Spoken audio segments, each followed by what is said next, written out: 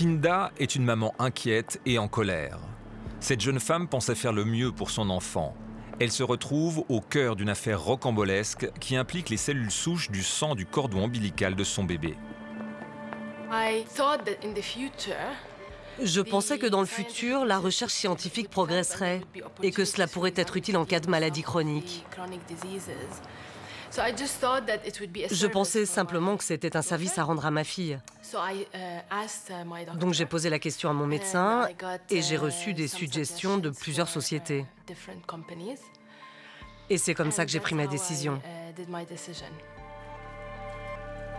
Immédiatement après la naissance, on peut récolter le sang fœtoplacentaire. Le prélèvement est indolore. Les cellules souches qu'il contient sont capables de produire toute la lignée des cellules sanguines et de la moelle osseuse. Elles sont précieuses pour soigner principalement les leucémies aiguës de l'enfant et plus rarement d'autres maladies du sang. Les greffes de ces cellules sont pratiquées dans les hôpitaux universitaires depuis une trentaine d'années. À partir des années 2000, des entreprises privées se sont lancées dans le commerce du prélèvement et de la conservation de ces cellules. Par un habile marketing, elles se présentent comme une assurance contre de nombreuses maladies, culpabilisant au passage les parents qui ne souscriraient pas.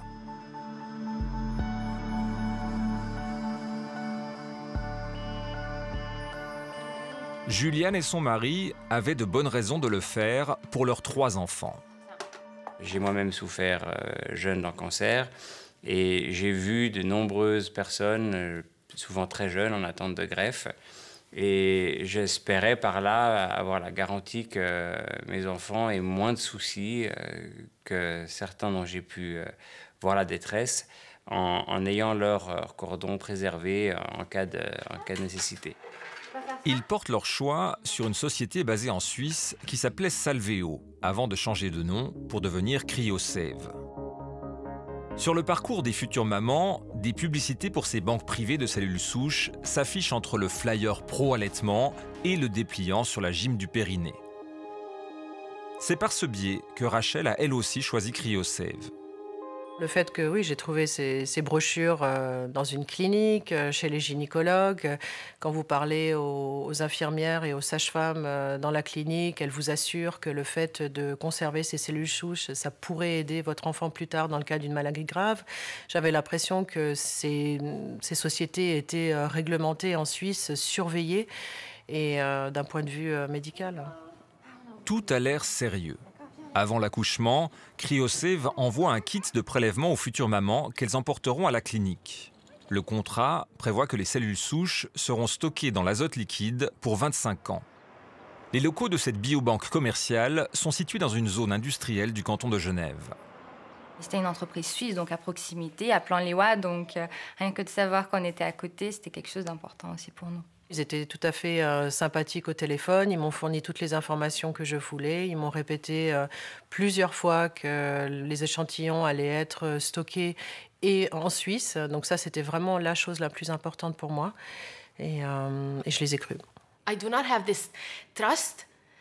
En général, je me méfie des entreprises privées parce que je sais que c'est toujours le profit avant tout pour toutes ces sociétés. Et en particulier lorsqu'il s'agit de la santé, je n'ai pas confiance.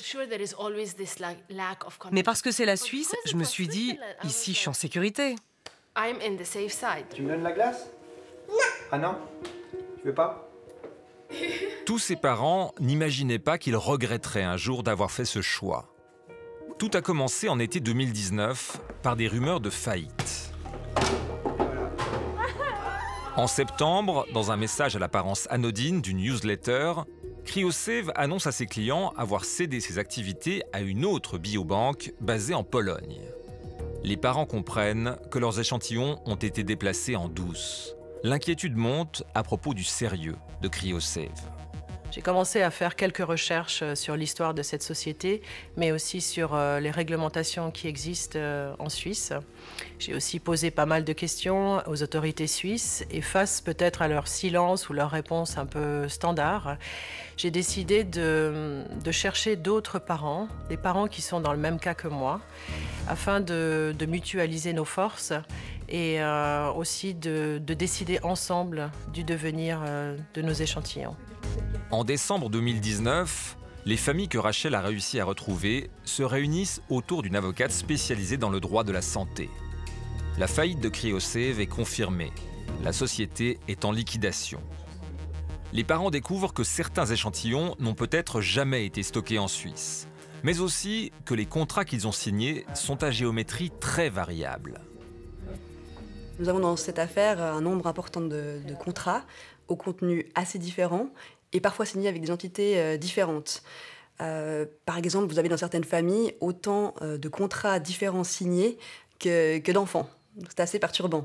Et dans ce contexte, les familles, elles n'arrivent pas à s'y retrouver et de connaître leurs droits. Et d'ailleurs, certains contrats prévoient expressément qu'il est interdit de transférer des données des familles à des tiers sans le consentement de la famille préalable, alors que d'autres sont totalement silencieux à cet égard. Donc en principe, dans un cas normal, il faudrait aller devant le juge civil et puis invoquer la violation du contrat ou la résiliation du contrat pour demander la restitution des cellules.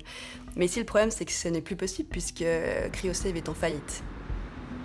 Dans cette affaire, rien n'est normal. Si CryoSave a transféré ses activités de stockage à un sous-traitant en Pologne, pourquoi la police a-t-elle posé des scellés sur les locaux de Plan-les-Ouates?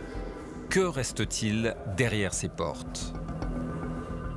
Une société polonaise, PBKM Famicord, contacte alors les clients de CryoSave. Elle leur communique que c'est elle qui détient désormais les cuves d'azote liquide. Pour les rassurer, elle diffuse ces images du monitoring des températures durant leur périple à travers l'Europe. Sans problème, ni contrôle, ces cuves et leurs échantillons ont passé les frontières jusqu'à Varsovie. Les familles sont sidérées devant le fait accompli. Rachel creuse encore et découvre qu'un énorme montage financier international se cache derrière CryoSave. C'est très complexe. Toute la partie stockage en fait est partie en Pologne. Il y a ce laboratoire qui s'appelle PBKM qui appartient à un groupe de Famicord. Et il y a une deuxième partie où là il y a plus tout ce qui est la base de données, mais aussi le nom des sites web qui est parti à des autres sociétés. Et ça c'est des sociétés qui sont principalement aux États-Unis. Et tout récemment, il y a une société qui s'est créée à Genève justement pour récupérer notre base de données avec toutes les informations médicales de nous et de nos enfants. Les familles romandes découvrent également qu'elles ne sont pas les seules victimes. Il y en a dans plusieurs pays européens. Et toutes se posent la même question. Les échantillons de cellules de leurs bébés sont-ils véritablement en Pologne? Et sont-ils en bon état? Sylvie Lejean est journaliste au quotidien Le Temps. Contactée par les victimes, elle a réalisé une grande enquête sur cette stupéfiante affaire. En décembre 2019, elle décide de partir à la recherche de ces précieuses cellules. Elle se rend, avec le photographe Eddie Motta, dans la banlieue de la capitale polonaise. A priori, de ce qu'on a vu, effectivement, les cellules souches sont bien dans le laboratoire de PBKM Famicord à Varsovie. C'est une salle qui est entièrement destinée aux cuves, qui étaient initialement les cuves de CryoSave. Donc les panneaux autocollants qui étaient sur les cuves ont été enlevés, mais en fait on peut encore voir sur les cuves effectivement l'indication un peu en transparence CryoSave Labs. Donc ça nous donne quand même l'indication que c'est bien les cuves de CryoSave. Il y en a en tout 55 qui sont stockés dans une aile de l'entrepôt de PBKM Famicord. Et en tout, il y aurait plus de 630 000 unités de sang de cordon qui sont stockées. Au total, il y aurait 250 000 familles dans toute l'Europe. Mais en Suisse, on ne sait pas exactement combien de familles sont touchées. Et pour cause, l'information manque. La société polonaise est contrainte de scanner chaque échantillon pour en faire l'inventaire, car les documents fournis par CryoSave ne sont pas fiables. Lors de l'enquête de Sylvie Lejean sur place, 42% des échantillons avaient été vérifiés, avec une mauvaise surprise à la clé. À ce stade-là, déjà, il semblait qu'environ 20 000 échantillons scannés ne correspondaient pas, n'avaient pas de correspondance avec la base de données reçue par CryoSave. Mais ça veut dire que ces 20 000 échantillons, ils sont perdus, ils sont orphelins, on ne saura jamais à qui ils appartiennent. Alors ça, c'est difficile à dire. Maintenant, Famicord a aussi reçu l'équivalent de 9 containers de documentation papier de la part de CryoSave. Donc ça représente des millions de pages de documents. Donc il est possible que les dirigeants de Famicord puissent entamer une recherche directement dans ces dossiers, dans ces documents papier, pour essayer de retrouver les propriétaires des échantillons. Désemparés, les parents s'inquiètent de l'utilisation qui pourrait être faite des cellules, donc de l'ADN de leurs enfants et aussi des données médicales qui les accompagnent. Puisque nos échantillons ont passé des frontières de la Suisse à la Pologne sans aucun problème, qu'ils ont pu être transférés sans aucune surveillance, ce qu'on a peur au jour d'aujourd'hui, c'est que peut-être il y ait une faillite de ce laboratoire en Pologne et que ces cellules souches soient peut-être revendues à d'autres laboratoires partout dans le monde. Tous les scénarios sont possibles. Nous avons exposé ces craintes à un spécialiste des tissus humains et des biobanques. Philippe Ducor est professeur de droit et médecin. En Suisse, on ne peut pas faire du business avec ces cellules, on ne peut pas les vendre. Et je doute que des groupes scientifiques sérieux se hasarderaient à acquérir ce genre de choses, dans ce genre de conditions, de contexte. Des groupes sérieux peut-être. Mais pour ceux qui sont sans scrupules, 630 000 échantillons avec les données médicales de 250 000 familles, ça peut être extrêmement alléchant. Et si ça n'a pas de valeur, quel est dès lors l'intérêt de l'entreprise polonaise qui a récupéré l'activité de CryoSave? Pourquoi prendre l'énorme risque juridique et financier de cette affaire pourrie? Ça, c'est la bonne question. Le directeur de Famicord expliquait que CryoSave avait manifestement des problèmes à payer certains fournisseurs, dont les fournisseurs d'azote liquide. Donc pour éviter que ces échantillons soient endommagés, les responsables de Famicord ont accepté aussi ce contrat de sous-traitance, aussi pour éviter des dégâts d'image finalement considérables pour l'ensemble de la branche. Parce que c'est vrai que si les échantillons avaient été endommagés, non seulement ça aurait été très délétère pour cette industrie, mais on aurait aussi pu imaginer que des autorités décident d'interdire tout simplement cette activité. Une crainte fondée. La France n'a jamais autorisé l'activité de ces banques privées et la Belgique a décidé de l'interdire, précisément faute de pouvoir protéger correctement les clients en cas de gestion désastreuse, de malversation ou de faillite. En Suisse, au contraire, ces entreprises de stockage de tissus humains peuvent proposer leurs services sans entrave. On va sortir ? J'imaginais que tout ce qui était lié aux enfants et à la santé était quand même bien mieux supervisé. J'avais vraiment confiance en le système. En Suisse, on pouvait s'imaginer que c'était sécurisé, contrôlé, comme quasiment tout l'est. Or, on réalise aujourd'hui que c'est un désert total. Une des choses que j'espère, c'est que cette affaire débouche sur une investigation en Suisse. Et peut-être aussi que le Parlement ait une discussion pour savoir si la législation est suffisante, s'il faut revoir les lois ou s'il faut introduire une nouvelle réglementation. Toute la difficulté est de réglementer une activité totalement privée qui découle de la liberté de commerce et le statut très spécial du matériel biologique humain. Il faut être prudent avec les règles de droit public qui s'appliquent à tout le monde. Normalement, elles doivent être motivées par un authentique intérêt public, en l'espèce la santé publique. Si on va trop loin et si on s'immisce dans un domaine qu'on réserve au droit privé, il y aura beaucoup de gens qui feront des levées de boucliers en disant « mais on est dans un État autoritaire, ça ne va pas du tout ». Donc c'est un fragile équilibre et il me semble qu'en l'espèce, il est assez respecté. Petit espoir pour les parents. En janvier dernier, le ministère public genevois a ouvert des poursuites contre CryoSave sur demande de l'Office fédéral de la santé publique.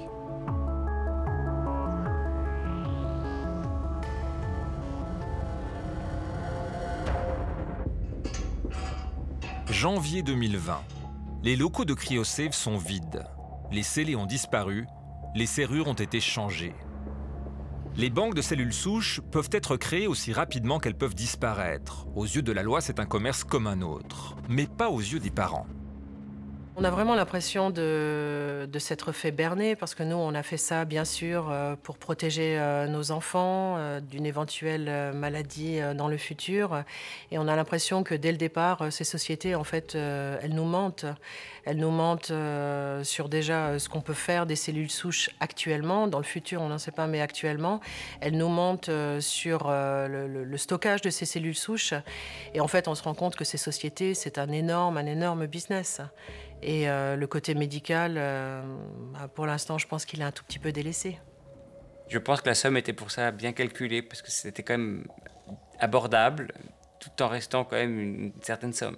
Le total par enfant était de 2600 francs. Donc, on a dépensé plus de 6000 francs pour cette arnaque. Voilà.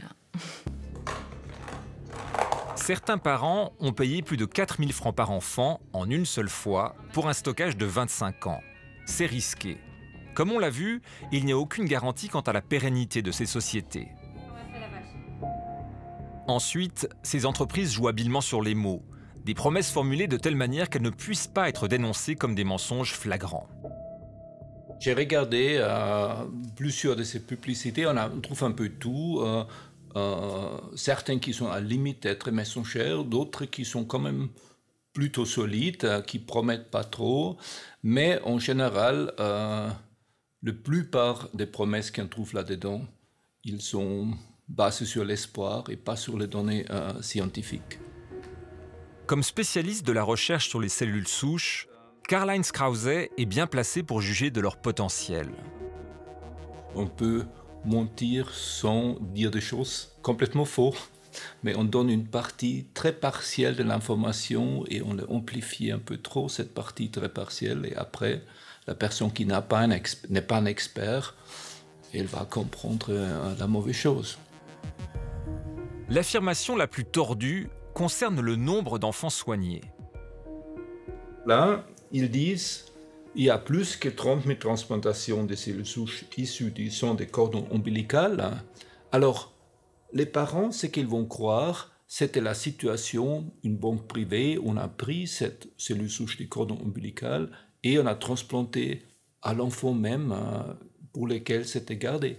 Mais ce n'est pas du tout ça. Ce sont des banques publiques où le cordon ombilical est gardé pour tout le monde et si on cherche un donneur et on voit que ça correspond bien, on prend donc le cordon ombilical d'un autre enfant pour sauver un enfant avec une leucémie. Ça, c'est plus que 99% de cette transplantation du cordon ombilical. Effectivement, on ne va pas transplanter ses propres cellules à un enfant qui a une leucémie, au risque de lui réinjecter des cellules cancéreuses. De plus, les cellules allogéniques, c'est-à-dire issues du don d'un autre, sont nécessaires pour combattre le cancer. D'où l'intérêt de disposer de banques publiques, comme celle que dirige Jordanka Tirfor au HUG. Dans le cas de maladies hématologiques, oncologiques comme les leucémies et lymphome, la transplantation de cellules souches consiste pas seulement de reconstruire la moelle, mais également ces cellules souches ont un effet thérapeutique. On appelle ça l'effet greffe contre hôte. Les cellules du donneur vont reconnaître les cellules cancéreuses qui ont échappé à la chimiothérapie et les éliminer. Si un enfant est malade, on va d'abord chercher un donneur parmi ses proches, car l'utilisation de cellules fraîches est préférable. Si ce n'est pas possible, on cherchera la meilleure compatibilité parmi les échantillons congelés du réseau international des banques publiques. Aujourd'hui, il y a plus que 750 000 unités de sang de cordon public dans le registre mondial qui sont à disposition pour tout patient. Pour faire don du sang du cordon de son bébé, il faut accoucher à la maternité de Bâle ou de Genève, qui abritent les deux banques publiques du pays. Nous avons actuellement à peu près 2000 unités de sang de cordon stockées et à peu près environ 50 patients ont été greffés avec nos produits à Genève, en Suisse et dans le monde entier. L'autoconservation n'est donc pas une assurance absolue. De plus, il n'existe aucune maladie qu'il serait impossible de traiter sans les propres cellules du patient. Mais l'existence et le rôle des banques publiques est méconnu. Je suis étonnée qu'avant mon accouchement, on n'ait pas informé qu'ils existaient, parce que j'aurais peut-être fait un autre choix, peut-être de confier mes cellules souches à une banque publique afin que ça serve au plus grand nombre. Mais voilà, j'étais pas du tout au courant. Effectivement, dans les cliniques et certains cabinets de gynécologie, on ne trouve de la publicité que pour ces banques commerciales. Pas un mot sur la banque publique. Dès lors, quelle est la responsabilité de ces médecins? À partir du moment où le prélèvement et le stockage de cellules souches de sang de cordon représentent un acte médical, je pense que la règle générale du consentement éclairé s'applique également à l'égard du médecin qui porte assistance pour le prélèvement de ces cellules. Le marketing de ce genre de prestations joue beaucoup sur l'émotion et je pense qu'un médecin doit garder un œil un petit peu critique par rapport aux dépliants qu'il met dans son cabinet. Un œil critique également sur ces entreprises commerciales qui les rémunèrent pour ce geste. Quant aux cliniques, elles n'ont apporté aucune assistance aux parents qui cherchaient des renseignements sur les dirigeants de CryoSave quand le scandale a éclaté. Aujourd'hui, les victimes de la faillite frauduleuse sont toujours aussi seules pour décider de ce qu'il faut faire avec leurs échantillons en déshérence. Notre priorité, c'est effectivement de pouvoir récupérer les échantillons qui sont stockés en Pologne, soit de les remettre en Suisse, ou soit simplement de les détruire, ou on espère aussi avoir une option de pouvoir les mettre dans une banque publique en Suisse, mais ce n'est pas tout à fait évident. Une banque publique pourrait-elle accueillir et utiliser ces échantillons? Malheureusement pas. Dans un centre de transplantation universitaire, on ne peut pas prendre le risque de transfuser un produit qui n'est pas, pour lequel la qualité et la sécurité ne sont pas garanties. Ça, c'est la mauvaise nouvelle. La bonne, c'est qu'aucun enfant ne sera en danger parce que ces cellules souches sont perdues ou inutiles. Reste l'autre aspect des promesses de ces acteurs privés, la médecine régénérative. Là encore, la publicité exagère habilement les possibilités.